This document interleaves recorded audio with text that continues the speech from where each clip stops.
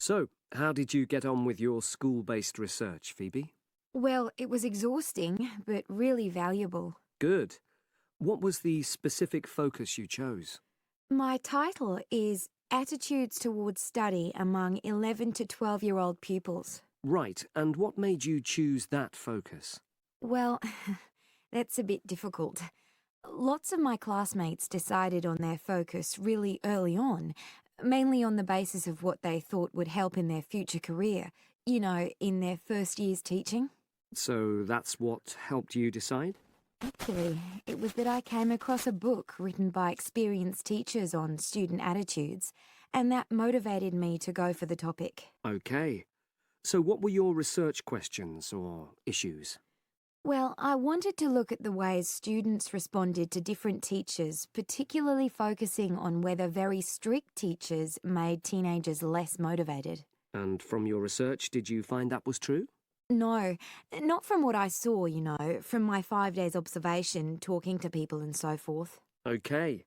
We'll talk about the actual research methods in a moment, but before that, can you briefly summarize what your most striking findings are? Well, what really amazed me was the significant gender differences. I didn't set out to focus on that, but I found that boys were much more positive about being at school.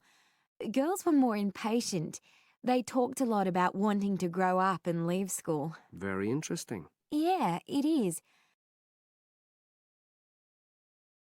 From doing the research, it was clear to me that you might start out to focus on one thing, but you pick up lots of unexpected insights. Right.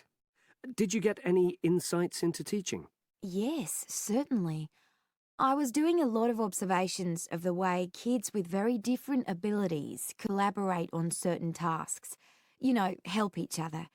And I began to realise that the lessons were developing in really unexpected ways. So, what conclusion do you draw from that? Well, I know it's necessary for teachers to prepare lessons carefully, but it's great if they also allow lessons to go their own ways. Good point. Now, I'm really pleased to see you doing this. Analysing and drawing conclusions based on data. But surely this isn't proper data.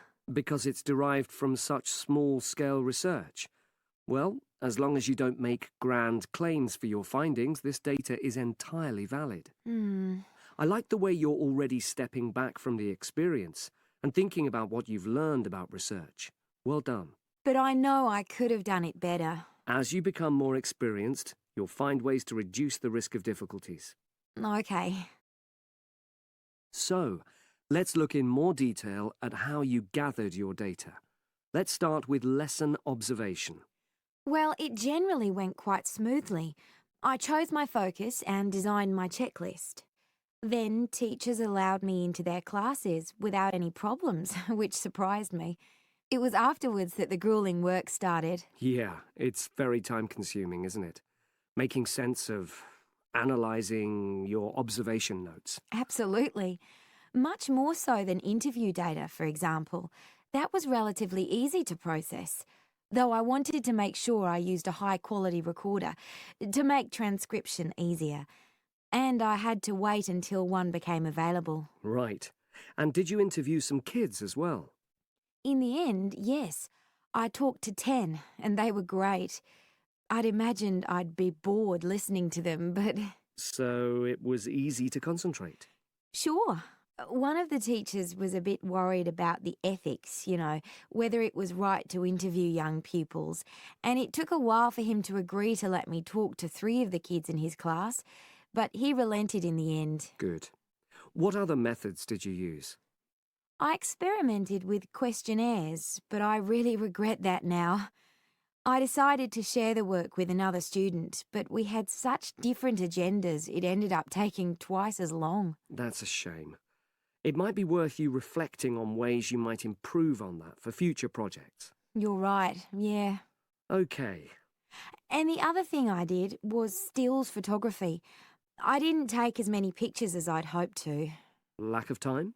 It's pretty easy just snapping away, but I wanted each snap to have a purpose, that would contribute to my research aims, and I found that difficult. Well, that's understandable, but remember...